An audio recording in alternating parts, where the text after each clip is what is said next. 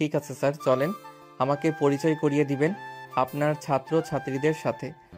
চলো। মেঘ রহিম স্যারের সাথে চলে গেল ফার্স্ট ইয়ারের রুমে। সবার সাথে পরিচয় হয়ে সেকেন্ডের ক্লাসে চলে গেল। থার্ড ইয়ারের ক্লাসে ঢুকতে যাবে এমন সময় একটা মেয়ের দিকে চোখ পড়ল মেঘের। মেয়েটা আর কেউ নয়, মাঠে যে মেয়েকে বলেছিল ব্রার ফিতা দেখা যায় ওই মেয়েটা। নাম তো আপনারা জানেন, খাদিজা। চলুন তার একটু বর্ণনা দিয়ে দেই। খাদিজা দেখতে শুনতে মাশাল্লাহ দেখতে, গোলগাল চেহারা, একটু রেগে গেলে লুচির মতো ফুলা শুরু করে, আর হাতের কাছে যা পায় তাই ভাঙা শুরু করে। খাদিজার বাবা একজন কৃষক, জমি সবজি বিক্রি করে তাদের সংসার চলে। মেঘ আর রহিম স্যার ক্লাসে ঢুকতেই সবাই দাঁড়িয়ে সালাম দিতে লাগলো। সালাম দেওয়া শেষ হতেই রহিম স্যার বলতে লাগলো, প্রিয় ছাত্র ছাত্রী, আমি আর এই কলেজে মাত্র 5 দিন আছি। এরপর থেকে তোমাদের কারোর সাথে আমার আর দেখা হবে না। এটা তোমাদের নতুন শিক্ষক, তোমরা ওনার সাথে পরিচয় হয়ে নাও। মেঘ, এখন তোমার ক্লাস, তাই ক্লাস শুরুর আগে পরিচয় হয়ে নাও সবার সাথে। ঠিক আছে স্যার, আপনি যান, তাহলে আমি পরিচিত হয়ে নিচ্ছি সবার সাথে। রহিম স্যার চলে যেতেই মেঘ এক এক করে সবার সাথে পরিচিত হয়ে নিচ্ছে। সবার পরিচয় শেষ হতেই মেঘ খাদিজাকে ডাক দিয়ে বলতে লাগলো, এই মেয়ে, এই কলেজে সবাই বোরখা বা ড্রেস পরে এসেছে, আর তুমি এসব কি জামা কাপড় পরে এসেছো? খাদিজা কোনো কথা বলতেছে না। এদিকে মেঘ খাদিজার সামনে আসতেই খাদিজা কিছুটা ভয় পেয়ে গেল। খাদিজাকে চুপ দেখে আবারও বলতে লাগলো, কি হলো, কথা বলতেছো না কেন? না মানে স্যার, আমি এগুলো তো প্রতিদিন পরে আসি, তাই আর কি আজকেও পরে এসেছিলাম। জাস্ট নর্মাল ড্রেস পরে আসবে, আর যদি আসতে না পারো তোমার বাবা মাকে বলো যে তোমাকে বিয়ে পড়িয়ে দিতে। কলেজে এসেছো পড়ালেখার জন্য, ফ্যাশন করতে নয়। বসো। মেঘ একটা ধমক দিয়ে খাদিজাকে বসিয়ে দিল। খাদিজার শরীরে একটা সাদা জামা, জামাটা অনেক টাইট, আবার পরে এসেছে ব্রা, তাই আরো বোঝা যাচ্ছে তার শরীরের গঠন। মেঘ ক্লাস শেষ করে একবার খাদিজার দিকে তাকিয়ে চলে গেল বাহিরে। এদিকে খাদিজার বান্ধবীরা বলতে লাগলো, খাদিজা, তোর ড্রেস তো ঠিকই আছে, তাহলে স্যার তোকে এসব বললো কেন? এটা আমি জানবো কি করে? এটা তুই স্যারকে গিয়ে জিজ্ঞেস কর। শুধু শুধু আমার উপর চিৎকার করেছে। বাড়িতে হয়তো বউয়ের বকা শুনে এসেছে, ওই রাগগুলো আমার উপরে ছেড়েছে। সময় আমারও একদিন আসবে, সেই দিন তাকে বুঝিয়ে দিব আমি খাদিজা কি জিনিস। হয়েছে হয়েছে, একটু রাগে দিলে তুই যে কি করতে পারিস তা আমাদের জানা আছে। এখন কি আরো ক্লাস করবি নাকি ক্যান্টিনে যাবি? আমি কিন্তু কোনো কিছুই খাই নাই। আরেকটা ক্লাস কর, এরপর ক্যান্টিনে গিয়ে কিছু খেয়ে না হয় একেবারে বাড়িতে চলে যাব। ঠিক আছে, তাহলে এটাই করি। খাদিজা আরো একটা ক্লাস শেষ করে তার সকল বান্ধবীদের নিয়ে চলে গেল ক্যান্টিনে। এইদিকে মেঘ ইন্টার ফার্স্ট ইয়ারের ক্লাস শেষ করে তার কেবিনে যাচ্ছে। এমন সময় দেখতে পেল খাদিজাকে ক্যান্টিনের দিকে যাইতে। মেঘ আর ক্যান্টিনে না গিয়ে চলে আসলো তার কেবিনে।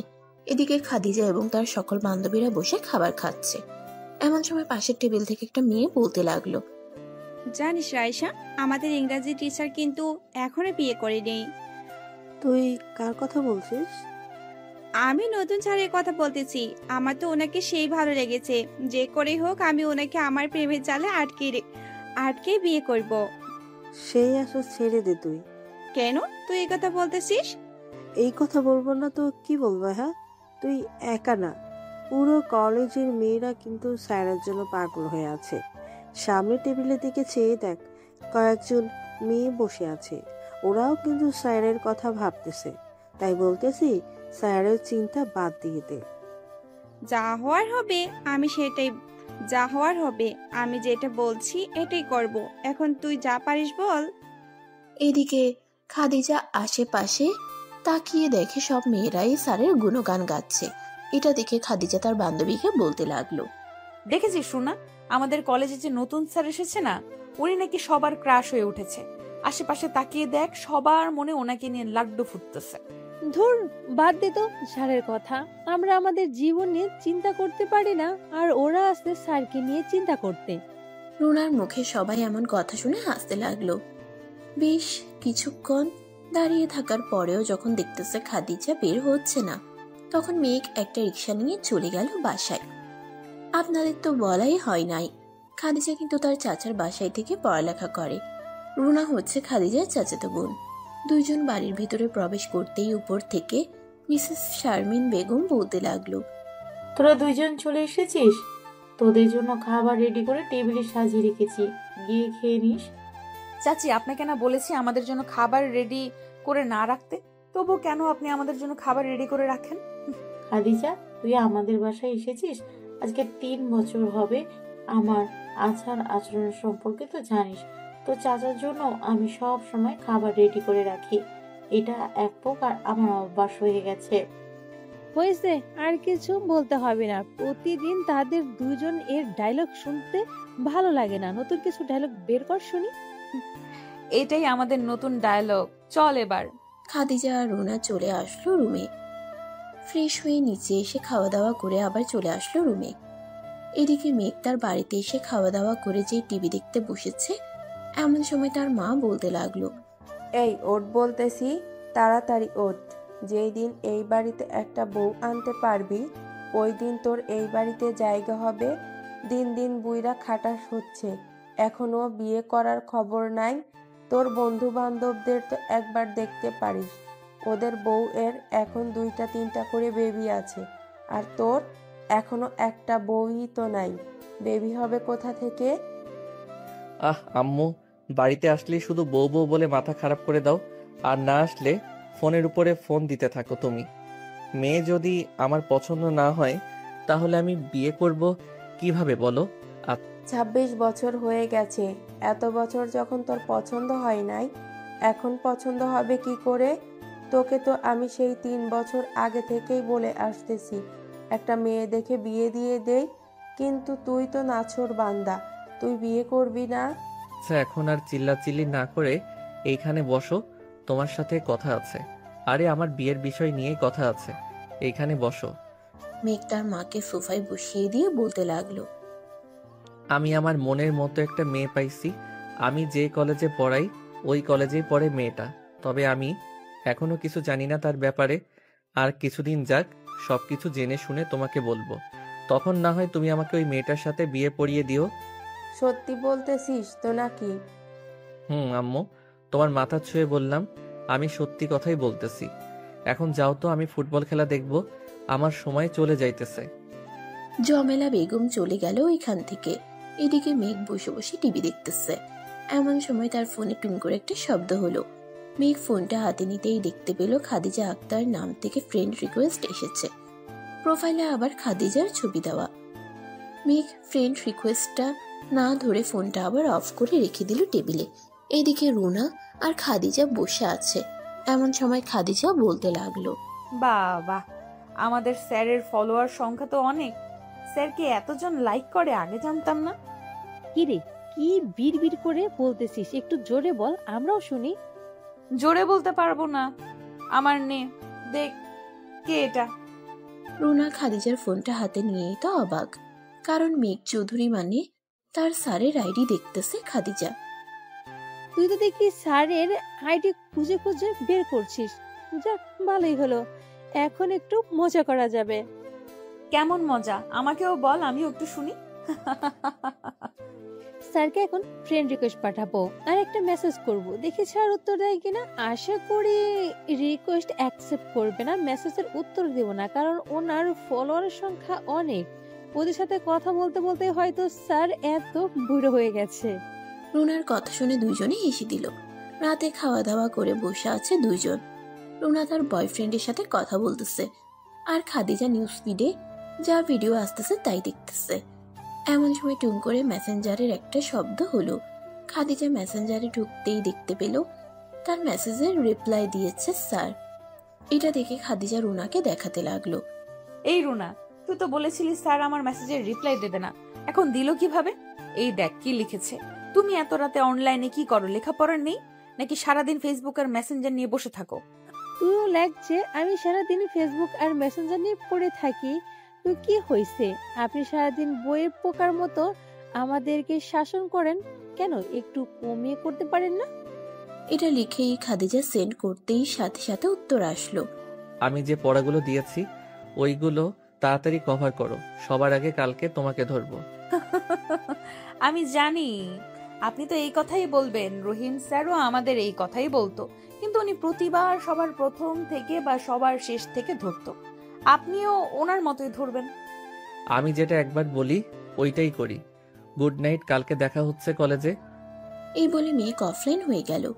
এদিকে খাদিজা রুনাকে বলতেছে, আচ্ছা রুনা, স্যার কি সত্যিই কালকে আমাদের আগে ধরবে, নাকি আমাদের ভয় দেখানোর জন্য এটা বলেছে? আরে স্যার, এটা আমাদের ভয় দেখানোর জন্য বলেছে। তুই ভালো করে জানিস স্যার কেমন। তুই শিওর থাক স্যার আমাদের কালকে ধরবে না।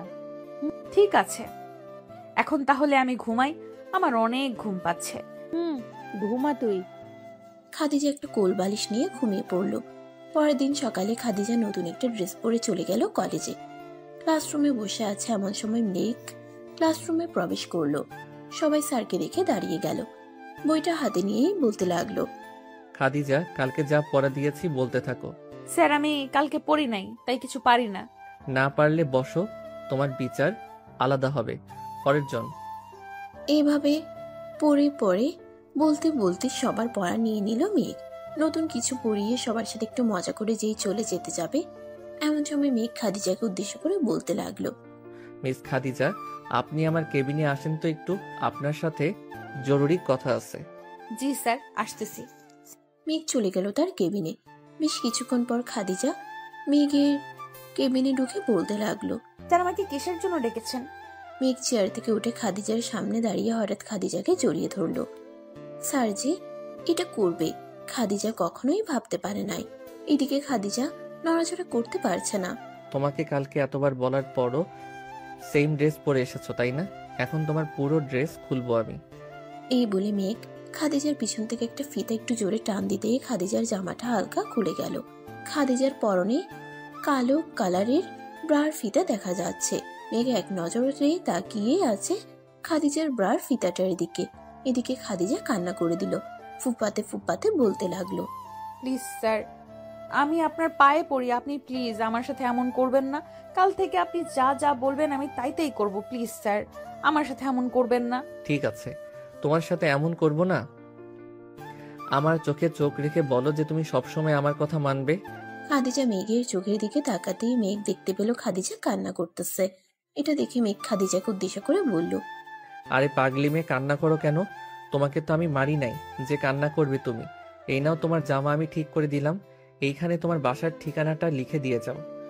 আমার বাসার ঠিকানা নিয়ে আপনি কি করবেন? দরকার আছে তাই চাইছি, তাড়াতাড়ি লিখো, তা না হলে কিন্তু আবার শুরু করব তোমার ড্রেস খোলা। লিখতেছি। খাদিজা বাসার ঠিকানাটা লিখে দিয়েই চলে গেল।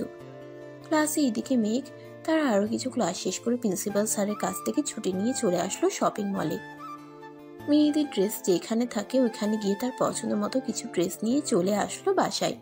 এতগুলো শপিং ব্যাগ দেখে জমেলা বেগম অবাক হয়ে বলতে লাগলো, কি রে মেঘ, এতগুলো শপিং ব্যাগ কেন? আম্মু, এটা তোমার হবু বৌমার জন্য। কলেজে যেসব ড্রেস পরে যায় সকল ছেলেরা তাকিয়ে থাকে, আমার বুঝি কষ্ট হয় না? বেশ ভালো করেছিস তুই।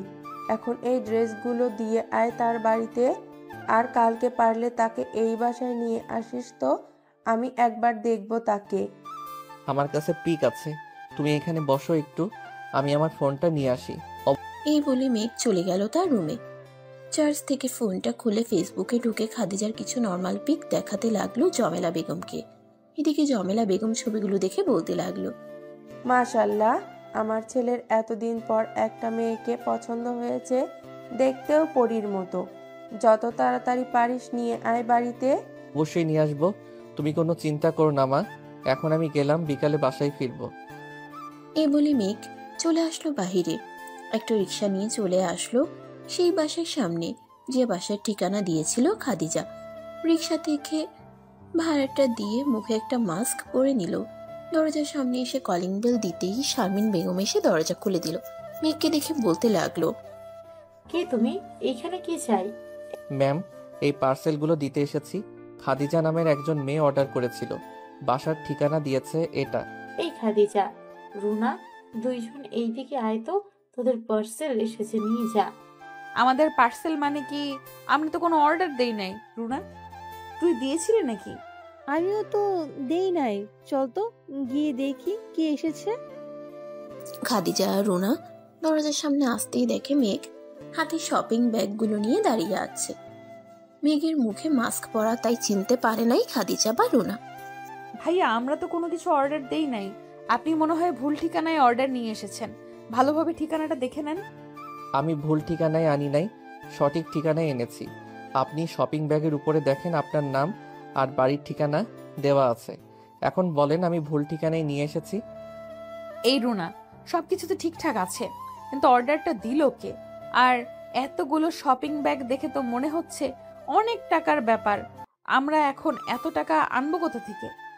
আচ্ছা ভাইয়া, এই ডেলিভারির সকল টাকা দিয়ে দিছি নাকি আমাদের দিতে হবে? সকল টাকা অনলাইনে পেমেন্ট করাই আছে, আর দিতে হবে না। এইগুলো রাখেন, আমি যাই এখন। মেঘ চলে আসলো চায়ের দোকানে। এদিকে খাদিজা আর রুনা সবগুলো পার্সেল নিয়ে চলে আসলো রুমে। একটা একটা শপিং ব্যাগ খুলতেছে। এর ভিতরে একটা ড্রেস, কাচের চুড়ি, কানের দুল আর সবকিছু ম্যাচ করা। আবার একটা চিঠিও আছে। চিঠিটা খুলে পড়তে লাগলো খাদিজা। এই ড্রেসগুলো পরে কলেজে যাবেন। এই ড্রেসে আপনাকে অসুস্থ সুন্দর দেখাবে। এইটা আবার কে দিল? এইটা চিঠি শুধু দিয়েছে, আরো তো কিছুই দেয় নাই। না তো নাম ঠিকানা, না তো ফোন নাম্বার। এটা একমাত্র আমাদের স্যারের কাজ। উনি আমার ড্রেস নিয়ে এত কিছু বলেন। উনি ছাড়া আর কেউ না। ওনাকে জিজ্ঞেস করে দেখি উনি কি বলে। উনি দিয়ে থাকলে তো সত্যিটাই বলবে। এক্ষুনি মেসেজ দিতেছি। আবার জামাগুলোর দামও অনেক, এক একটা 3,000 5,000 এমন দাম। কম করে হলেও 40,000 টাকার শপিং আছে এখানে। তা তো দেখতেই পাচ্ছি। দেখি মেসেজ দিয়ে উনি কি বলে। খাদিজা মেসেজ দিল মেঘকে। এদিকে মেঘ খাদিজার মেসেজের অপেক্ষায় বসেছিল। মেসেজ আসতেই মেঘ তাড়াতাড়ি সেন্ড করলো। মেসেজে লেখা ছিল এমন: স্যার, আপনি আমাকে এতগুলো শপিং করে দিয়েছেন কেন? আমি কি আপনাকে একবারও বলেছিলাম যে আমার জামা কাপড় নেই? আজব তো, আমি আপনাকে কেন শপিং করে দিতে যাব? আমাকে কি টাকায় যে আপনাকে শপিং করে দিব? তাহলে কে শপিং করে দিল আমাকে? এটা আমি জানবো কি করে কে দিয়েছে? মেঘ আর কিছু না বলে অফলাইন হয়ে গেল। এদিকে খাদিজা তো পড়ে গেল চিন্তায়। তাকে এই ড্রেসগুলো কিনে দিয়েছে কে? স্যারও দিল না, তাহলে দিলটা কে? এইসব চিন্তা করতে করতে রাত হয়ে গেল। রাতে খাওয়া দাওয়া করে বসে আছে খাদিজা। এমন সময় অপরিচিত একটা আইডি থেকে মেসেজ আসলো। আসসালামু আলাইকুম, কেমন লাগলো আমার দেওয়া ড্রেসগুলো? পছন্দ হয়েছে তো? এই, আপনি কে? আমাকে ড্রেস দিয়ে গেছেন কেন? আপনি সামনে আসেন, আমি আপনাকে আপনার ড্রেস ফেরত দিয়ে দিব। আমি পরবো না এইসব ড্রেস। আপনি পরবেন না, আপনার ঘাড় পরবে। কালকে গোলাপি রঙের একটা ড্রেস আছে, ওইটা পরে আসবেন কলেজে। আর যদি দেখি না পরে এসেছেন, তাহলে আপনার কি অবস্থা হবে আপনি নিজেও ভাবতে পারবেন না। ভয় দেখাচ্ছেন নাকি আমাকে? যদি আপনার এটা মনে হয় তাহলে আমি আপনাকে ভয় দেখাচ্ছি। পিচ্চি মানুষ, বড়দের কথা সবসময় শুনবেন, না শুনলে খবর আছে আপনার। আমি কালকে আপনার দেওয়া ড্রেস পরে যাব না। দরকার হলে কলেজেই যাব না। কলেজে না গেলে তো আরো বেশি ভালো। পরে আমি আপনার বাসায় চলে আসব। যদি কেউ জিজ্ঞেস করে তাহলে বলবো যে খাদিজা আমার বউ লাগে। এই না না না না, প্লিজ এমনটা করবেন না। আমি আমার চাচার বাড়িতে থাকি। আব্বু যদি জানতে পারে এসব, তাহলে খুব কষ্ট পাবে। আমি কালকে কলেজেও যাব, আপনার দেওয়া ড্রেসও পরে যাব। এই তো লক্ষ্মী মেয়ের মতো কথা। এখন তাড়াতাড়ি পড়াগুলো শেষ করে ঘুমিয়ে পড়েন, কালকে যাতে আবার আপনাকে আমার কেবিনে নিয়ে যাইতে না হয়। এবার তো আমি পুরোপুরি শিওর স্যার। আপনি কেন এমন করতেছেন আমার সাথে? আমি তো আপনাকে কিছু করি নাই। এই মেয়ে চুপ, যেটা বলছি সেটা এটা করো, কালকে যাতে দেখতে পাই তোমাকে। এই বলে মেঘ তার নতুন ফেসবুক আইডিটা লগ আউট করে তার আগের আইডিতে ঢুকে পড়ল। বেশ কিছুক্ষণ নিউজ ফিডে ঘোরাঘুরি করার পর মেঘও অফলাইন হয়ে গেল। এদিকে জমেলা বেগম মেঘের রুমে এসে দেখে সে সিগারেট খাচ্ছে।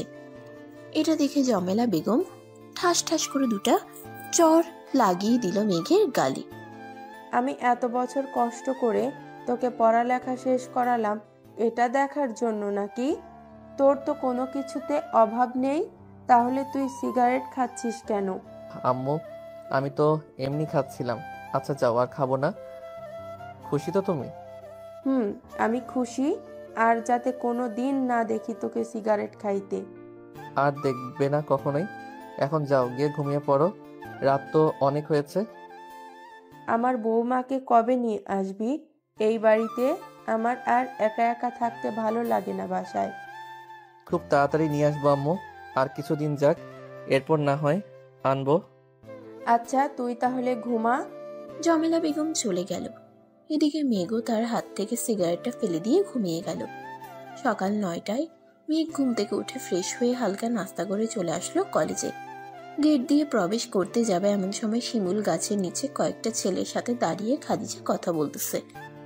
এটা দেখে মেঘ ভীষণ রেখে যেই চলে আসে। ওরা কি কথা বলতেছে? ভাইয়া আমাদেরকে কেন ডেকেছেন? কোনো জরুরি কাজ না থাকলে বলেন, আমরা ক্লাসে যাব। বেবি, মাত্র তো আসলে, একটু দাঁড়াও, তোমার শরীরটা দেখি। বেশ ভালোই ফিগার বানিয়েছো। এক রাত আমাদের সাথে আসো, যত টাকা চাইবে ততই দেব। ছি ভাইয়া, আপনার বাসায় কি মা বোন নেই? কলেজে এসে অন্য মেয়েদেরকে বাজে কথা বলেন আপনি। কেন, লজ্জা পাচ্ছ নাকি তুমি? আসো আসো, একটু আদর করে দিই। এই বলে ছেলেটা যেই খাদিজার গায়ে হাত দিতে যাবে এমন সময় মেঘ এসে সামনে দাঁড়ায় ছেলেটার। মেঘকে দেখে কিছুটা ভয় পেয়ে যায় ছেলেটা। এই তুই কোথা থেকে উড়ে এসে জুড়ে পড়ছিস? যা এখান থেকে, তা না হলে কিন্তু তোর অবস্থা খারাপ হয়ে যাবে। আমার অবস্থা খারাপ করার আগে আমি না হয় তোর অবস্থা খারাপ করে দেই। খাদিজা, তুমি তোমার ক্লাসে যাও, আমি ওদেরকে একটু হিন্দি ভাষা বুঝিয়ে দিয়ে আসি। খাদিজা কোনো কথা না বলে চলে গেল এখান থেকে। এদিকে মেঘ ছেলেটার নাক বরাবর দিল এক খুশি, সাথে সাথে নাক থেকে রক্ত পড়া শুরু হলো। এটা দেখে ছেলেটার কয়েকজন বন্ধু এগিয়ে আসতেই তাহলেও কারো হাত ভেঙে ফেললো, কারো পা ভেঙে ফেললো, আরো ইত্যাদি ইত্যাদি। সবগুলোকে সাইজ করে মেঘ চলে গেল তার কেবিনে। কিছুক্ষণ রেস্ট করে নিল। ঘন্টা দিতেই মেঘ চলে গেল ক্লাসে। মেঘকে দেখে সবাই হা করে তাকিয়ে আছে। এদিকে মেঘ ক্লাসে ঢুকেই দেখতে পেল খাদিজাকে। গোলাপি ড্রেসটা পরে এসেছে, ঠোঁটে হালকা লিপস্টিক, হালকা মেকআপে খাদিজাকে পুরো গোলাপি পরীর মতো লাগতেছে। মেঘ এক দেয়ানে তাকিয়ে আছে খাদিজার দিকে। এইদিকে যে স্যার তাকে ডাকতেছে এটা সে খেয়াল করেনি। এই মেঘ, তোমাকে যে এতক্ষণ ধরে ডাকছিলাম, তুমি শুনতে পাও নাই? সরি স্যার, আসলে একটা জিনিস নিয়ে চিন্তা করছিলাম তো, তাই আর কি খেয়াল করি নাই। আপনি এসেছেন, চলো আমার সাথে। আজকে আর কলেজে ক্লাস হবে না, প্রিন্সিপাল স্যারের সাথে কথা বলে নিই আমরা। আপনি যান, আমি ওদেরকে পরবর্তী পড়াটা দিয়ে আসতেছি। ঠিক আছে, আসো তাহলে। রহিম স্যার চলে যেতেই মেঘ চলে আসলো খাদিজার কাছে। খাদিজাকে দাঁড়া করিয়ে তার কানের কাছে মুখটা নিয়ে বলতে লাগলো, তোমাকে দেখতে কিন্তু পরীর মতো লাগতেছে। আমি যা যা বলবো আজ থেকে তাই শুনবে তুমি। আজকে ক্লাস হবে না, একটু অপেক্ষা করো, আমি আসতেছি। তুমি আবার বাড়িতে চলে যাইও না। স্যার আমি। কোনো কথা নয়, যেটা বলেছি এটাই করবে তুমি। এই বলে মেঘ চলে আসলো প্রিন্সিপাল স্যারের কেবিনে। 1 ঘন্টা ধরে আলোচনা করতেছে সব স্যার ম্যামরা। এদিকে খাদিজা আর রুনা দাঁড়িয়ে আছে গেটের সামনে। এমন সময় রুনা বলে উঠল, কি রে খাদিজা, আর কতক্ষণ দাঁড়িয়ে থাকবো এখানে? আমার পা ব্যথা হয়ে গেছে। আর একটু দাঁড়াবোন। এখন যদি বাসায় চলে যাই তাহলে ডেভিল স্যার পরে বাসায় চলে যাবে আমাদের।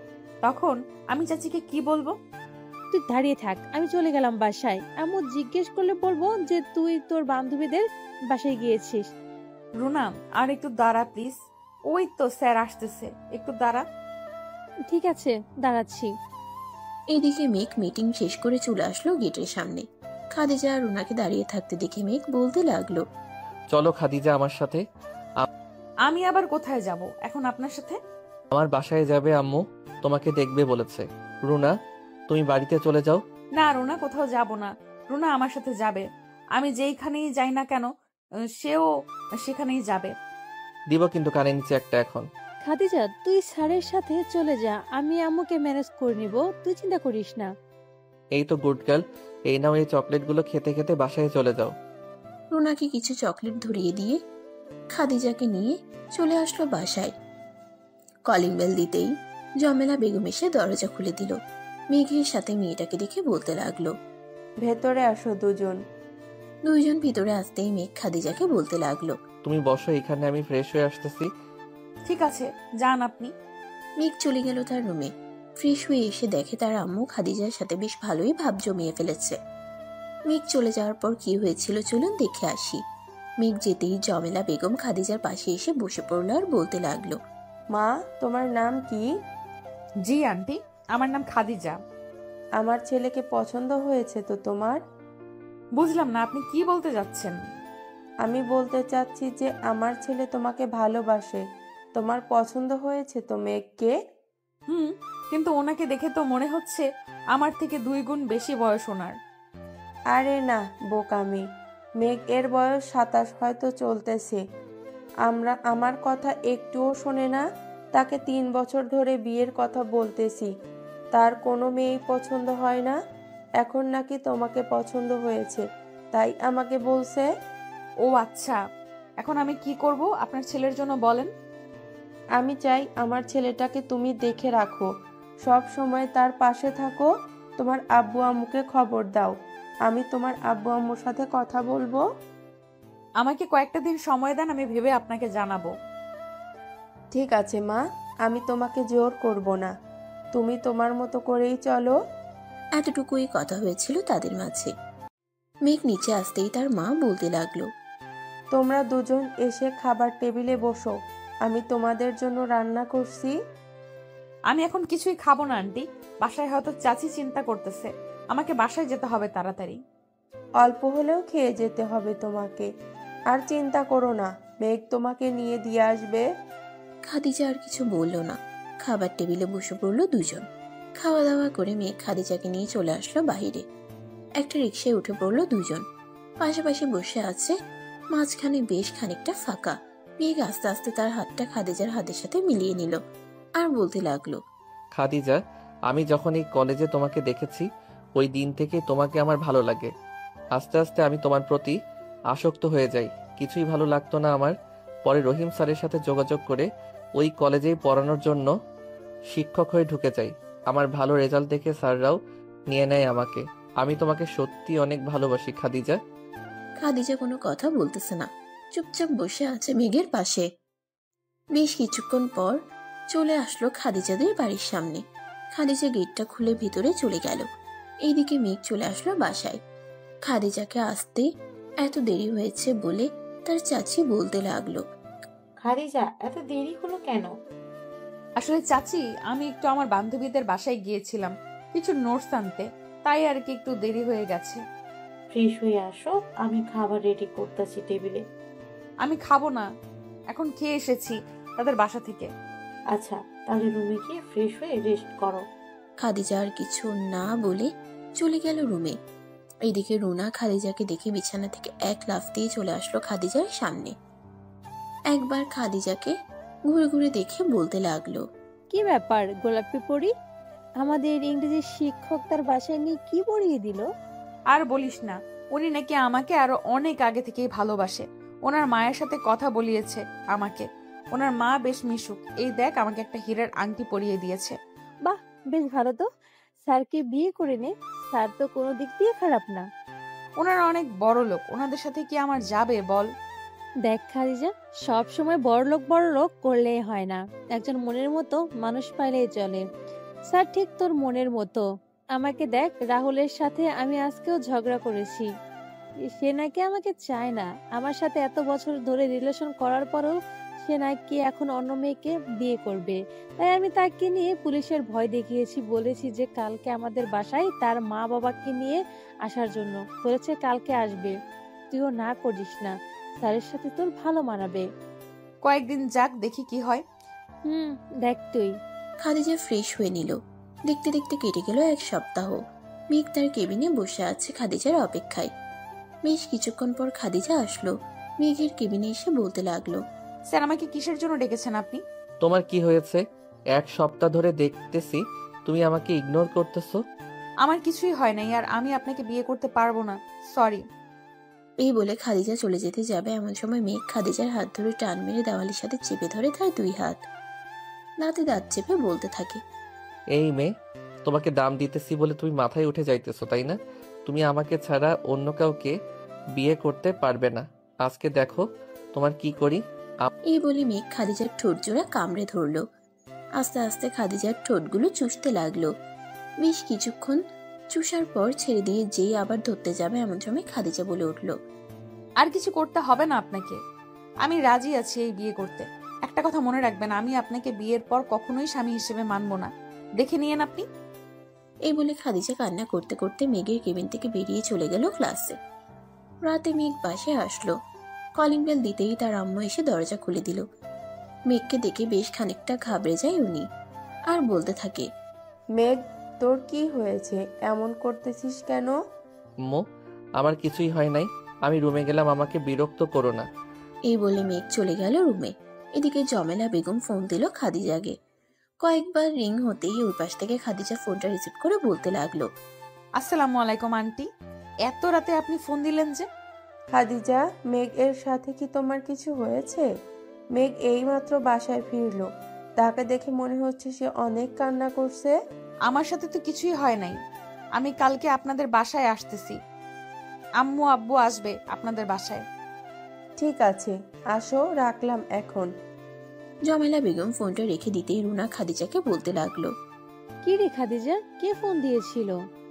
মেঘের আম্মু ফোন দিয়েছিল, উনি নাকি মাত্র বাসায় ফিরেছে, রাত তো 11টা বেজে গেছে, সারাদিন কোথায় ছিল কে জানে। দেখ খাদিজা, স্যার তোকে সত্যি অনেক ভালোবাসে, উনি চাইলে কিন্তু তোকে তুলে নিয়ে বিয়ে করতে পারে, কিন্তু উনি করে নাই। আজকে কেবিনে কি হয়েছিল আমাকে বলতো তুই? দেখলাম স্যারের কেবিন থেকে কান্না করতে করতে বের হলে। উনি আমাকে জড়িয়ে ধরে লিপ কিস করেছে, অন্য কিছু করতে চাইছিল, পরে আমি ওনাকে বলেছি যে বিয়ে করব ওনাকে। প্রথমে মানা করার কারণে উনি আমার সাথে এটি করেছে। তুই যেহেতু চাচা চাচিকে জানিয়েছিলি বিষয়টা, তাহলে তুই কেন আবার তাকে না করতে গেলি? এখন দেখ স্যার কতটা কষ্ট পেয়েছে তোর কথায়। থুর, ঘুমাতো, আমার কিছুই ভালো লাগতেছে না। এই বলে খাদিজা ঘুমিয়ে গেল। পরের দিন সকাল 10টায় খাদিজা চলে গেল মেঘদের বাড়িতে। এদিকে মেঘ ফ্রেশ হয়ে টিভি দেখতেছে, এমন সময় তার আম্মু এসে বলতে লাগলো, কে রে, আজকে কলেজে যাবি না? আম্মু, আমি চাকরিটা ছেড়ে দিয়েছি, কাউকে বিরক্ত করতে চাই না আর। মানে কি বলতেছিস? চাকরি ছেড়ে দিছস মানে? চাকরি ছেড়ে দিয়েছি মানে ছেড়ে দিয়েছি, এত প্রশ্ন করো না তো। আর ওই মেয়ের কথা ভুলে যাও এখন, তুই যাকেই পছন্দ করবে আমি তাকেই বিয়ে করব। জমেলা বেগম যেই কিছু একটা বলতে যাবে এমন সময় কলিং বেল বেজে উঠল। জমেলা বেগম আর কিছু না বলে দরজা খুলতেই দেখে খাদিজা তার আম্মু আব্বুকে নিয়ে দাঁড়িয়ে আছে। তাদের দিকে সালাম দিয়ে ভিতরে নিয়ে আসলো। এদিকে মেঘ একবারও পিছনে ফিরে তাকাই নাই, কে এসেছে এটা দেখার জন্য। এদিকে খাদিজা তার আব্বু আম্মুকে নিয়ে এসে সোফায় বসে পড়ল। খাদিজা একবার মেঘের দিকে তাকিয়ে ঠোঁটটাকে একটু বাঁকিয়ে তার আব্বুকে বলতে লাগলো, আব্বু, এটাই হচ্ছে তোমাদের জামাই। সে এমন ভাবে বসে আছে কেন? তুই এসেছিস কেন? তুই এসেছিস, কোনো রিয়াকশন নাই। আমরা এসেছি, কোনো রিয়াকশন নাই। কালকে একটু ঝগড়া করেছি তো, তাই হয়তো এমন করতেছে। একটু পর দেখবে তোমাদের সাথে হাসি খুশি ভাবে কথা বলবে। মেঘ, এদিকে তাকাও। মেঘ একবার খাদিজার দিকে তাকিয়ে আবার টিভি দেখায় মনোযোগ দিল।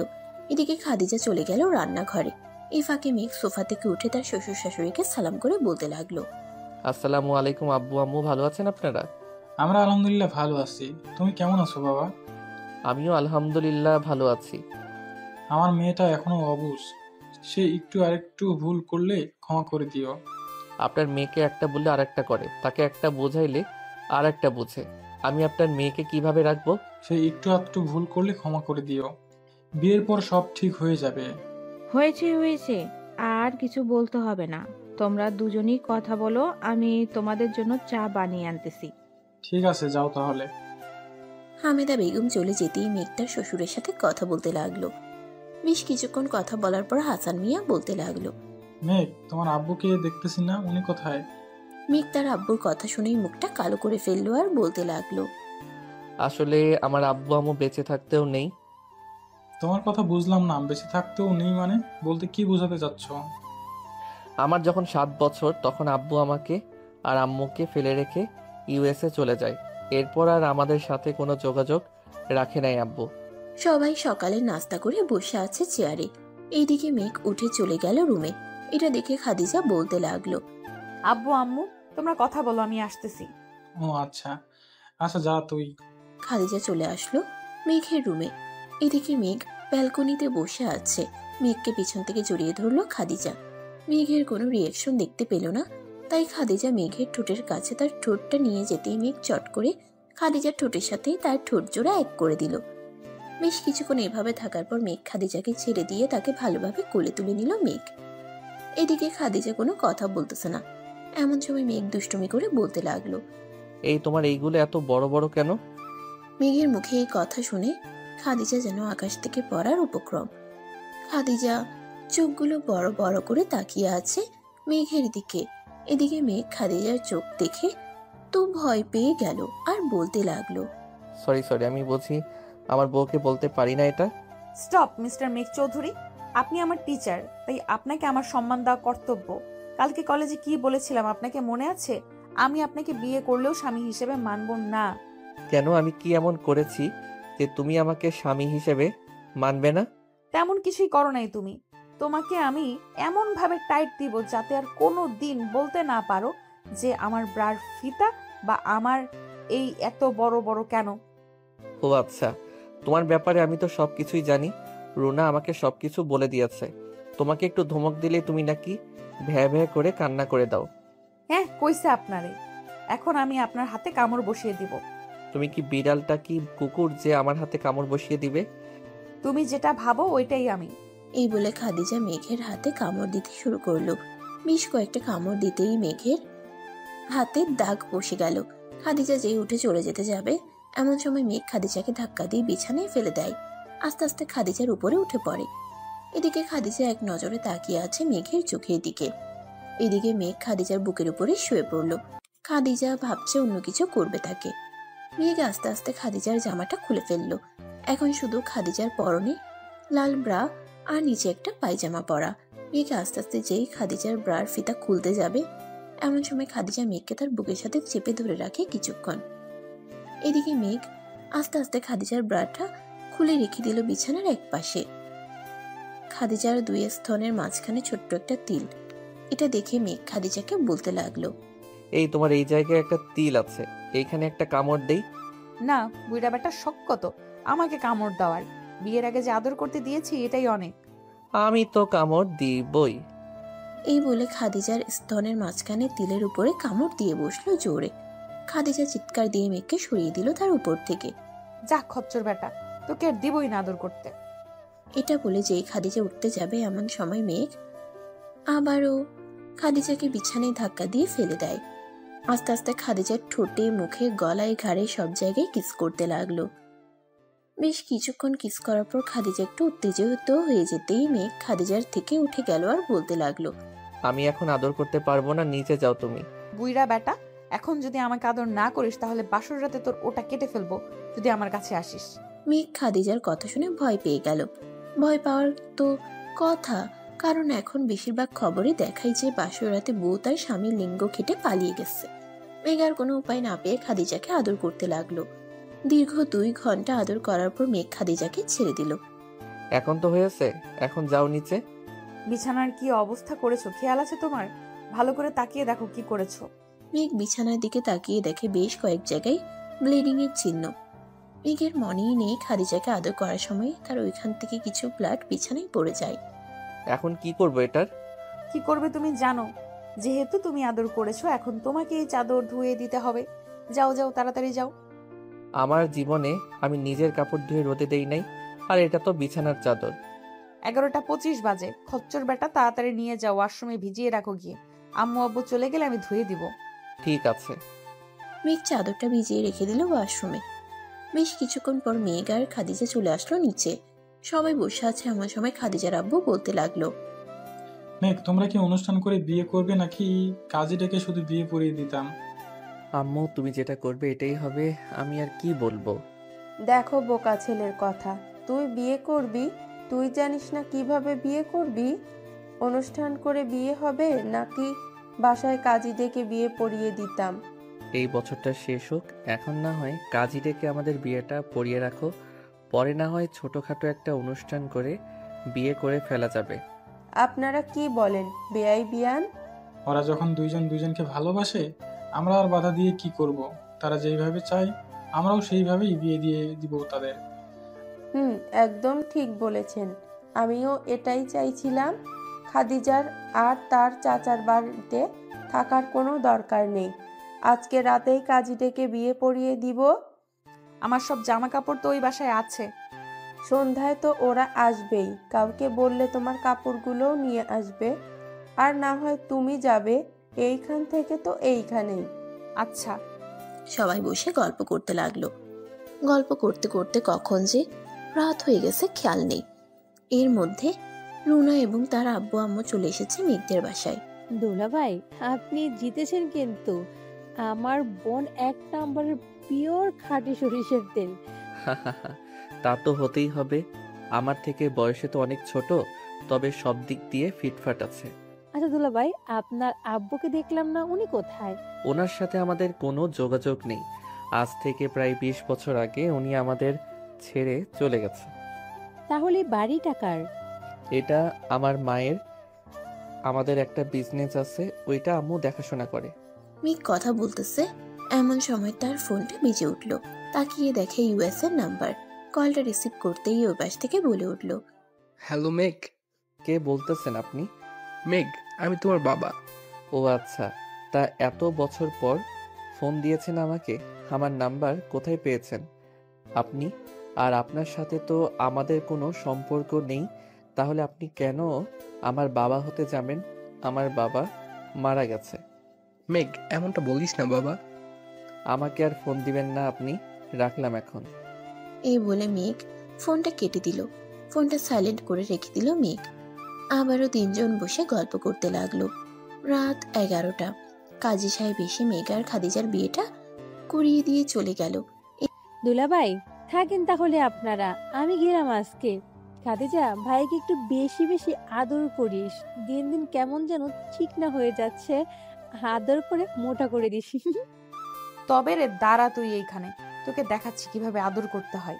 এই বলে খাদিজা রুনাকে দৌড়াতে দৌড়াতে নিয়ে চলে গেল নিচে। এদিকে ঝমেলা বেগম মেঘের রুমে এসে দেখে মেঘ বসে বসে কি যেন ভাবতেছে। এটা দেখে ঝমেলা বেগম মেঘের কাঁধে হাত রেখে বলতে লাগলো, কিরে মেঘ, তোর মন খারাপ কেন? খাদিজাকে তো এনে দিয়েছি, আর কি চাস তুই? আচ্ছা আম্মু, আমাকে একটা সত্যি কথা বলবে? তোর সাথে কি আমি কখনোই মিথ্যে বলেছি? তা বলো নাই, কিন্তু এটা সত্যি বলতে হবে।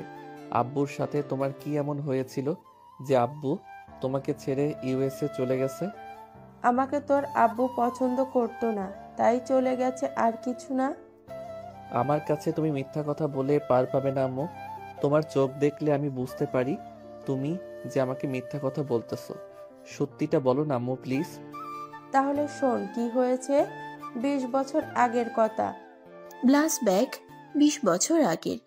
মেঘের আম্মু, এই মেঘের আম্মু, কোথায় তুমি? তাড়াতাড়ি এসো। কি হয়েছে, এভাবে চেঁচামেচি করতেছস কেন? তোমার ভাই আমার রুম থেকে টাকা চুরি করে নিয়ে গেছে। তোমার ভাইকে এখনই ফোন দিয়ে বলো তাড়াতাড়ি টাকাগুলো দিয়ে যাইতে, না হলে কিন্তু আমি থানায় মামলা করতে বাধ্য হব। কি আবল তাবল বলতেছো? আমার ভাই তো আরো 1 সপ্তাহ আগে এই বাড়ি থেকে চলে গেছে। অযথা আমার ভাই এর নামে মিথ্যা বদনাম ছড়াবেন না বলে দিলাম।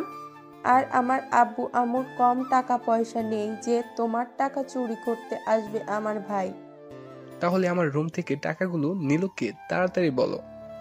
আমার সাথে গলা উঁচু করে কথা বলবে না বলে দিলাম। তোমাকে ভালোবেসে তোমার হাত ধরে চলে এসেছি এই বাড়িতে। তোমার মায়ের অত্যাচার, তোমার অত্যাচার, এই আমি আমার ছেলেকে ভালো কিছু খাওয়াতে পারি না।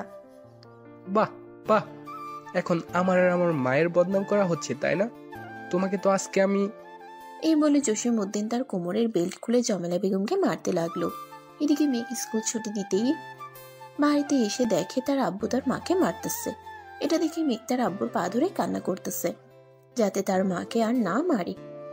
বেশ কিছুক্ষণ মারার পর জসিমউদ্দিন বলতে লাগলো, আজকে তোরা দুজন ছেলে মেয়ে বাড়ি থেকে বের হয়ে যাবি, আর কোনোদিন আমার বাড়িতে আসবি না। তোরা মা ছেলে। আমি ডিভোর্স লেটার আর কাবিনের টাকা পাঠিয়ে দেব। ডিভোর্স যখন দিবে তখন আমি আমার সব কিছু নিয়ে নিব। আমার অফিসটা তোমার নামে লিখে দিয়েছিলাম, ওইটা আমার নামে এক্ষুনি লিখে দাও।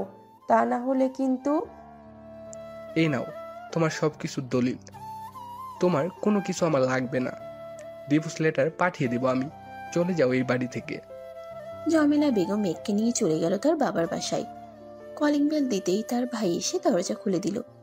জমেলাকে দেখে বলতে লাগলো, আপু তোর এই অবস্থা কি করেছে? তোর দুলাভাই করেছে। আমার মাথা ছুঁয়ে বল, তুই আমার বাড়ি থেকে টাকা চুরি করেছিস নাকি? আপু আমার টাকার দরকার হলে আব্বুর কাছে চাইলেই দিয়ে দে। আমি কেন আমার দুলাভাইয়ের টাকা চুরি করতে যাব বলো তো? আমি সেসব জানি না। আমাকে তোর দুলাভাই ডিভোর্স দিয়ে দিবে। আমাকে তোরা যদি এই বাড়িতে থাকতে দেস তাহলে থাকবো, আর না হলে অন্য কোথাও চলে যাব। এই বাড়িতে তোর কোনো জায়গা নেই। তুই যেই দিন ওই ছেলের হাত ধরে চলে গিয়েছিলি ওই দিন থেকে তুই আমার কাছে মৃত। এখন চলে যা এই বাড়ি থেকে। ঠিক আছে আব্বু, আমি এখনই চলে যাইতেছি। আমি আর আসবো না কখনোই তোমার বাড়িতে। এই বলে জমেলা চলে গেল তার চাচার বাসায়। ওইখানে কিছুদিন থাকার পর নিজে একটা বাসা ভাড়া নিয়ে থাকতে থাকে। বেশ কিছুদিন পর জমেলা তার বরের দেওয়া ডিভোর্স লেটার হাতে পায়, সাথে টাকাও। কিন্তু ডিভোর্স লেটারে সাইন করে নাই, একটা ড্রয়ারের ভিতরে রেখে দেয়। আস্তে আস্তে দিন কাটতে থাকে, মেঘও বড় হতে থাকে। এদিকে জমেলা বেগম ও জসিম উদ্দিনের আর কোনো খোঁজ নেই না। 1 বছর পর জানতে পারে জসিম ইউএসএ চলে গেছে। এরপর থেকে তাদের মধ্যে আর কখনোই যোগাযোগ হয় নাই। এই ছিল ফ্ল্যাশব্যাক। এখন বর্তমানে ফেরা যাক। জমেলা বেগম সকল ঘটনা বলে দিল মেঘকে, আর কান্না করতে লাগলো। এদিকে মেঘ তার আম্মুকে জড়িয়ে ধরে বলতে লাগলো, আম্মু, এখানে তোমাদের হয়তো কোনো অপরাধ নেই। আব্বু হয়তো কাউকে টাকাটা দিয়েছিল, মনে ছিল না, তাই এমন করেছে। আব্বু আমাকে ফোন দিয়েছিল একটু আগে। এখন আর ফোন দিয়ে কি হবে? 20 বছর চলে গেছে না তো? আমার বা তোর একটা খোঁজ নিয়েছে? শেষ বয়সকালে এসে আমাদের দরকার পড়তেছে তার, তাই না রে? আম্মু, আমার একটা কথা রাখবে? বল, কি বলবি? আমি আবার আমার পুরো পরিবার নিয়ে এক হতে চাই। তুমি যেহেতু আব্বুকে ডিভোর্স দাও নাই, সেহেতু আব্বু এখনো তোমার স্বামী। তোর যদি ইচ্ছা হয় তাহলে আনতে পারিস ওনাকে, আমি বাধা দিব না। তবে এই বাড়িতে না, অন্য কোথাও এনে রাখবি। সে যেমন তার বাড়ি থেকে আমাকে বের করে দিয়েছে, ঠিক তেমনি আমিও তাকে আমার বাড়িতে ঢুকতে দিব না। আচ্ছা, আমি কথা বলে নেই আব্বুর সাথে। এখন তুমি যাও। জমেলা বেগম তার চোখের পানি মুছে চলে গেল রুমে। এদিকে মেঘ আর খাদিজা বিছানায় শুয়ে আছে। এমন সময় মেঘের ফোনটা আবারও বাজতে লাগলো। মেঘ ফোনটা হাতে নিয়ে দেখে তার আব্বু ফোন দিয়েছে। কলটা রিসিভ করে লাউড স্পিকারে দিতেই ওপাশ থেকে বলতে লাগলো, আমি বিমানবন্দরে দাঁড়িয়ে আছি তোর অপেক্ষায়। যদি ইচ্ছা হয় তাহলে আমাকে এসে নিয়ে যা, আর যদি ইচ্ছা না হয় তাহলে বলে দিতে পারিস আমি কোনো এক হোস্টেলে থেকে যাব। আপনি থাকেন ওইখানে, আমি আসতেছি কিছুক্ষণের মধ্যে। এই বলে মেঘ খাদিজাকে নিয়ে চলে গেল বাহিরে। তাদের গাড়িটা নিয়ে বিমানবন্দরের দিকে রওনা দিল। প্রায় 45 মিনিট পর চলে আসলো বিমানবন্দরে। এসে দেখে তার আব্বু দাঁড়িয়ে আছে। মেঘ কাছে যেতেই জসিমউদ্দিন ছেলে ফেললো, এটাই তার ছেলে। মেঘকে জড়িয়ে ধরে কান্না করে দিল জসিমউদ্দিন।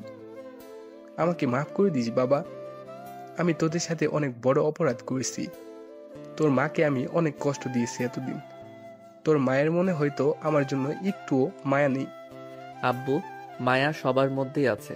যদি মায়া না থাকতো তাহলে আম্মু আপনাকে 20 বছর আগেই ডিভোর্স পেপারে সাইন করে দিত, কিন্তু এখনো দেয় নাই, কারণ আম্মু এখনো আপনাকে ভালোবাসে। এইখানে দাঁড়িয়ে থেকে কথা বলবে নাকি বাড়িতে যাবে? এটা কি আবার? আব্বু, এটা তোমার ছেলের বউ, আজকেই বিয়ে করেছি আমরা। বাহ, দেখতে তোর মায়ের মতোই। তোর মাও এমন ছিল, নাকটা বোচা, কান দুটা একটু খাড়া খাড়া। আব্বু, আমাকে এভাবে বলে লজ্জা দিবেন না। আপনারা বাপ ছেলেও কিন্তু একই, পুরোই সবকিছু সেম। চলেন এখন যাই। চল। 3 জন গাড়িতে বসে পড়ল। মেঘ ড্রাইভ করতে করতে তার আব্বুকে বলতে লাগলো, আব্বু, 20 বছর তো ইউএস থাকলে কি কি করেছো এখানে, আমাদেরকে কিছু বলো। কালকে সব বলবো, এখন আমি খুবই টায়ার্ড রে বাপজান। ঠিক আছে, তাহলে কালকেই বইলো। এখন তাহলে আমি যাই। মেঘ তার আব্বুকে নিয়ে চলে আসলো বাসায়। এদিকে জমেলা বেগম তার রুমে দাঁড়িয়ে জানালার পর্দাটা একটু ফাঁক করে দেখতে লাগলো জসিমউদ্দিনকে। তাকে দেখে মুচকে হাসি দিল জমেলা। এত বছর পর তারা যে আবারও এক হতে পারবে ভাবতে পারে নাই কেউ। মেঘ ডুপ্লিকেট একটা চাবি দিয়ে দরজা খুলে ভিতরে চলে আসলো। বড় বড় 4টে লাগেজ নিয়ে এসেছে তার বাবা। লাগেজগুলো এক পাশে রেখে দিল মেঘ। আব্বু চলো তোমাকে দিয়ে আসি আম্মুর রুমে। চল যাই। 3জন চলে আসলো উপরে। এদিকে মেঘ তার আব্বুকে তার আম্মুর রুমের সামনে দাঁড়া করিয়ে রেখে ওরা 2জন চলে আসলো রুমে। এদিকে জসিমউদ্দিন আস্তে আস্তে রুমে ঢুকে দেখে জমেলা বেগম বসে আছে। জসিমউদ্দিন আস্তে আস্তে জমেলার কাছে গিয়ে জড়িয়ে ধরল। আমাকে মাফ করে দাও, আমার ভুল হয়ে গেছে অনেক। হয়েছে, আর মাপ চাইতে হবে না। ফ্রেশ হয়ে আসেন, আমি খাবার নিয়ে আসতেছি। খাবার আনতে হবে না, আমি খাবার খেয়েছি বাহিরে। ও আচ্ছা, এখন তাহলে ঘুমান। জসিমউদ্দিন শুয়ে পড়ল। এদিকে মেঘ আর খাদিজা বিছানায় শুয়ে আছে। খাদিজা মেঘের বুকে মাথা রেখে বলতে লাগলো, আমাকে কখনোই ছেড়ে চলে যাবে না তো, তোমার বাবার মতো মেঘ? আমি কখনোই তোমাকে ছেড়ে যাব না। গেলে আরো আগেই যাইতে পারতাম, তাই না? আমি লুচ্চা, তাই না? এখন দেখো কি করি। এই বলে মেঘ খাদিজার জামাটা খুলে ফেলে দিল নিচে। খাদিজার পেটে কিস করতে লাগলো মেঘ। এদিকে খাদিজা বারবার কেঁপে উঠতেছে। এখন যদি করো তাহলে কালকে নড়াচড়াই করতে পারবো না। আবার এসেছে আব্বু। বেশি না, একবার করব। ঠিক আছে, করো তাহলে। খাদিজার পেটে কিস করতে লাগলো মেঘ। এদিকে খাদিজা বারবার কেঁপে উঠতেছে। 2জন শারীরিক সম্পর্ক করতে করতে হারিয়ে গেল অন্য জগতে। সকালে মেঘের ঘুম ভাঙলো খাদিজার ডাকে। এই ওঠো, আব্বু ডাকতেছে তোমাকে। উঠতেছি। কয়টা বাজে এখন? এটা শুনে মেঘ বিছানা থেকে লাফ দিয়ে উঠল। খাদিজাকে কিছু না বলে দৌড় দিল ওয়াশরুমের দিকে। ফ্রেশ হয়ে 2জন নিচে চলে আসলো। নিচে আসতেই জসিমউদ্দিন বলতে লাগলো, মেঘ, সবগুলো লাগেজ নিয়ে আয় এইখানে। মেঘ লাগেজগুলো এনে দিতে একটা একটা করে খুলতে লাগলো। সবার জন্য যা যা গিফট এনেছে সব দিয়ে দিল। এমন সময় মেঘ খেয়াল করলো আরেকটা ব্যাগ রয়েছে। এটা দেখে মেঘ বলতে লাগলো, আব্বু সব ব্যাগ তো খুললে, এটা তো খুললে না। এটা খুলবো না, তাদের একটা জিনিস দেখাবো। খাওয়া দাওয়া করে নিয়ে আগে, এরপর না হয় যাওয়া যাবে। আবার কোথায় যাবে তুমি? জিনিসটা দেখবি না নাকি? তা তো দেখবই। এর জন্য তো যাইতে হবে, তাই চল খাওয়া দাওয়া করে নি। সবাই খাওয়া দাওয়া করে লাল ব্যাগটা নিয়ে চলে আসলো গাড়িতে।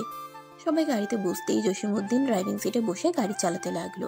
বেশ কিছুক্ষণ গাড়ি চালানোর পর বড় একটা অফিসের সামনে এসে দাঁড়ালো গাড়ি। এটা দেখে মেঘ বলতে লাগলো, আব্বু এখানে এসে দাঁড়ালে কেন? ভিতরে চল, গেলেই দেখতে পারবি। জসিমউদ্দিন লাল ব্যাগ থেকে একটা কাঠ বের করে দেওয়ালের সাথে লাগাতেই গেটটা খুলে গেল। ভিতরে প্রবেশ করতেই সবাই অবাক, কারণ এর ভিতরে শত শত মানুষ কাজ করতেছে। অফিসটা বাইরে থেকে দেখলে বোঝা যাবে যে এটা বন্ধ পরিত্যক্ত অফিস। জসিমউদ্দিন সবাইকে নিয়ে ভিতরে চলে গেল। একটা কেবিনে ঢুকে চেয়ারে বসে পড়ল। বেশ কিছুক্ষণ পর ম্যানেজার এসে বলতে লাগলো, বস, আপনি আসবেন, আমাকে বলবেন না? নাহিদ, আমি আমার পুরো পরিবার নিয়ে এসেছি। সবাইকে বলো এক জায়গায় জড়ো হতে, আমি সবার সাথে কথা বলবো।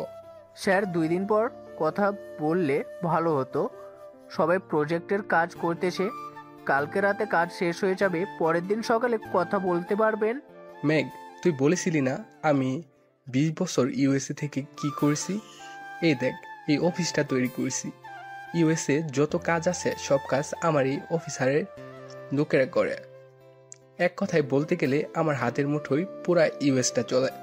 আমি আমার জায়গায় তোকে বসিয়ে দেব। মেঘ তার বাবার সাথে পুরো অফিসটা ঘুরে ঘুরে দেখতেছে। সবাই মনোযোগ সহকারে কাজ করতেছে। সারাদিন অফিস থেকে বিকালে সবাই চলে আসলো বাসায়। আব্বু, তোমরা যখন কিছু একটা করেছো, আমাকেও তো কিছু একটা করতে হয়, তাই না? তোর কোনো কিছু করতে হবে না। আমার অফিস আর তোর মায়ের অফিসে যদি কাজ করিস তাহলে চলবে, আর যদি কাজ না করে বসে বসে খাস তাহলেও এই 2 অফিসের টাকা ফুরাবে না। হয়েছে, এসব কথা ছাড়ো তো তোমরা। মেঘ, খাদিজাকে নিয়ে একটু ঘুরে আয় কোথাও থেকে। আমরা গেলে তোমরা কি করবে? তোমরাও যাবে আমার সাথে? আমাদের কি আর বলবো, বয়স আছে, তোরাই যা। ঠিক আছে আম্মু, 2টা কক্সবাজারের টিকিট কেটে নেই আমি। আমি ট্রেনে করে যাব। ট্রেন টিকিট ওই তো কাটবো আমি। তুমি কি ভাবছো বাসের টিকিট কাটবো আমি? আমাদের গাড়ি আছে, বাসের টিকিট কাটবো কেন? আচ্ছা, একটা কাটলেই হলো, তুমি কেটে ফেলো। আমি রান্না বসিয়ে দেই, রাতে তো খাবার খাইতে হবে। বৌমা, রান্না করতে হবে না, আজকে না হয় সবাই মিলে বাহিরে খেয়ে নেব। ঠিক আছে, তাহলে তাই হবে। এখন না হয় আমি কফি বানিয়ে আনি। আব্বু, আজকে রাত 12টায় ট্রেনের টিকিট পাইছি, 2টা।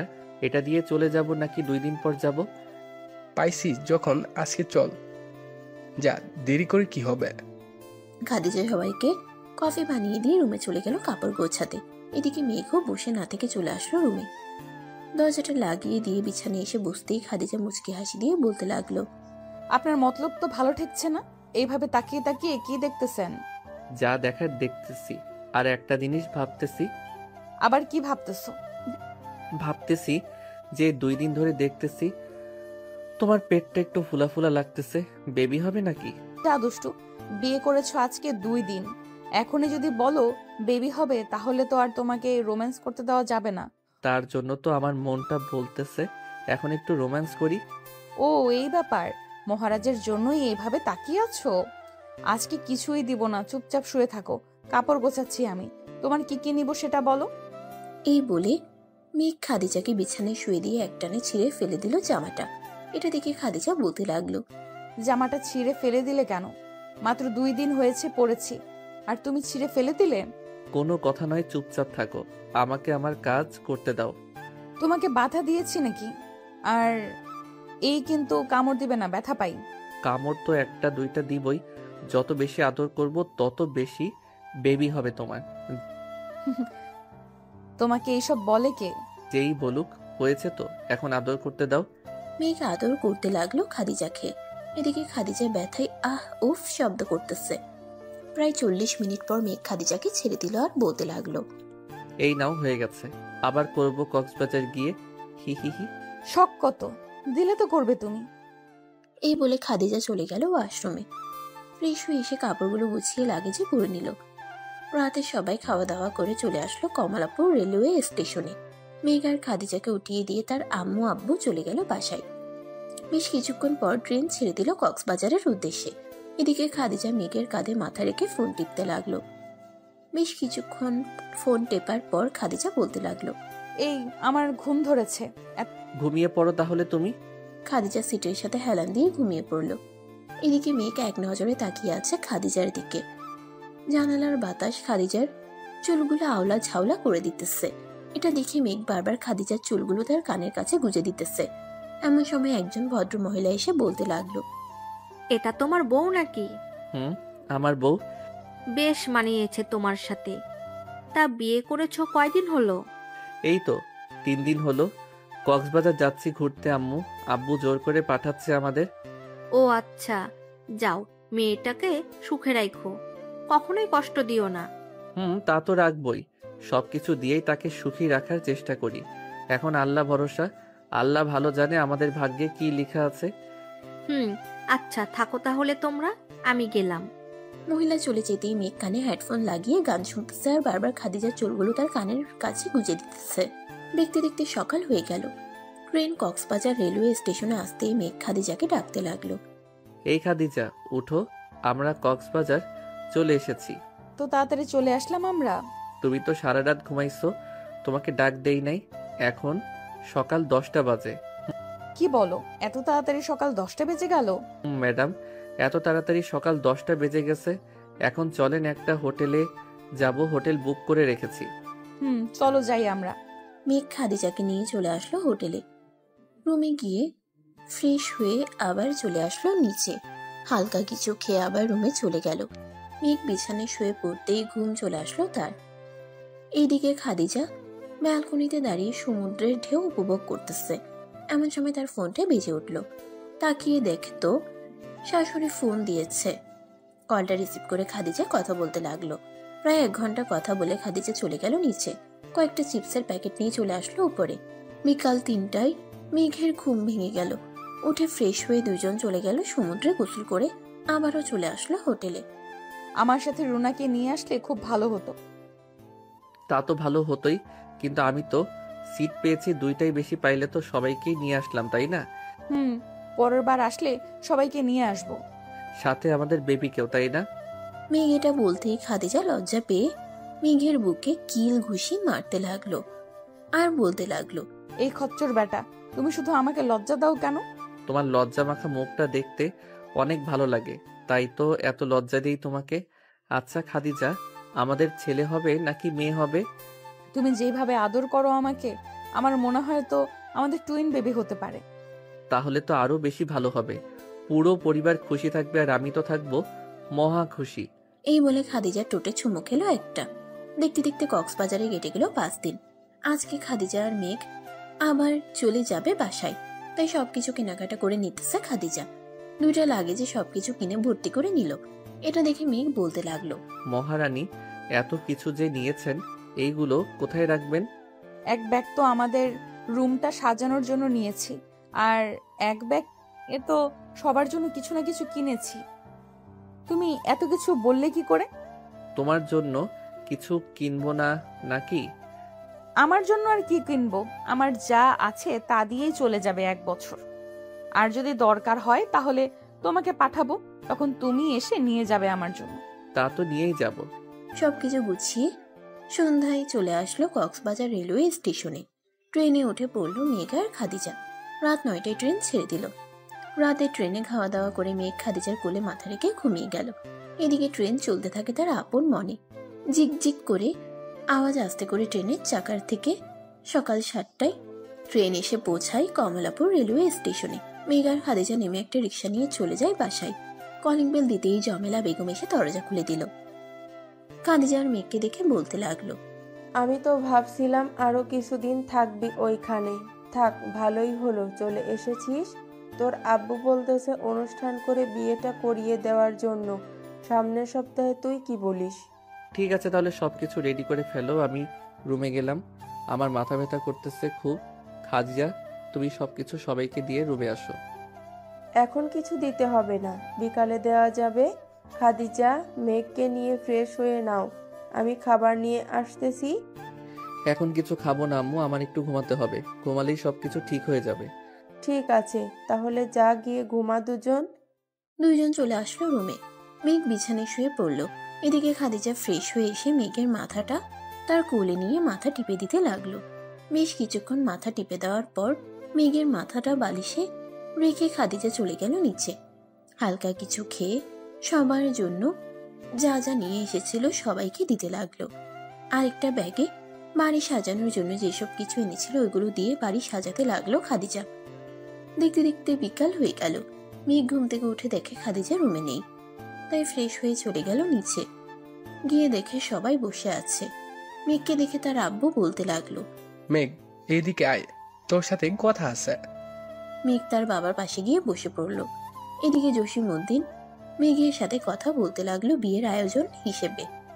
কয়জন লোক আসবে সব হিসাব করে একটা বাজেট তৈরি করলো। এদিকে খাদিজা চুপচাপ দাঁড়িয়ে শুনতেছে সবকিছু। এমন সময় জসিমউদ্দিন বলতে লাগলো, খাদিজা, এই নাও, এখানে লিস্ট দেওয়া আছে। এগুলো তোমার আব্বু আম্মুকে বলো আনার জন্য। ঠিক আছে আব্বু, আমি বলে দিবনি। খাদিজা তার মাকে নিয়ে চলে আসলো তাদের রুমে। দুজন বিছানায় বসে আছে। এদিকে খাদিজা চিন্তিত হয়ে বলতে লাগলো, আম্মু, এখানে তো প্রায় 2000 লোকের আয়োজন। এত খরচ আব্বু কোথা থেকে আনবে? আমাদের জায়গা জমি বিক্রি করলেও তো এত টাকা হবে না। তোর শ্বশুর তোর আব্বুকে 30 লাখ টাকা দিয়েছে বিয়ের আয়োজন করার জন্য। আমি তো ওখানেই দাঁড়িয়েছিলাম, আব্বুর হাতে তো কোনো টাকা দেখলাম না। তুই যখন কক্সবাজার গিয়েছিলি ওই দিন তোর আব্বুকে টাকা দিয়েছে। আমাদের বাড়িটা ঠিক করেছি, আর যে টাকা ছিল বেশ কিছু জিনিস নিয়ে এসেছি। এখন শুধু এই কাঁচা সবজিগুলো আনতে হবে। ও আচ্ছা, টাকা থাকলে আমাকে বলবে, আমি দিবনি। আমার কাছে কিছু টাকা আছে। আম্মা আপনাকে ডাকতেছে। আব্বু, আপনি একটু নিচে যান তো। ঠিক আছে বাবা, তোমরা কথা বলো। কি মহারানী, আপনি ভাবছেন আপনার বাবার সকল সম্পত্তি বিক্রি করে বিয়ের আয়োজন করব আমরা? কখনোই না। আমি জানি আমার শ্বশুর বাড়ি কেমন। আমার শ্বশুর চাইলে দিতে পারবে, কিন্তু আব্বু টাকা দিয়েছে সবকিছু করার জন্য। ধন্যবাদ মেঘ তোমাকে। হয়েছে, আর ধন্যবাদ দিতে হবে না, চলো নিচে যাই। খাদিজা আর মেঘ নিচে চলে আসলো। সবার সাথে রাতে খাওয়া দাওয়া করে গল্প করতে লাগলো। দেখতে দেখতে কেটে গেল 1 সপ্তাহ। মেঘদের বিয়ের আয়োজনের আরো 3 দিন বাকি রয়েছে। সকল কাজ শেষ করে সবাই বসে আছে, এমন সময় জমেলা বেগম বলতে লাগলো, মেঘ, ওইখানে সব গহনাগুলো খাদিজার জন্য নিয়েছি, সবগুলো সোনা। মা, এত কিছু নেওয়ার কি দরকার ছিল? সে তো এই বাড়িরই সব, ওর থাকবে, তুমি বা আমরা তো কেউ নিব না। তাতে কি হয়েছে?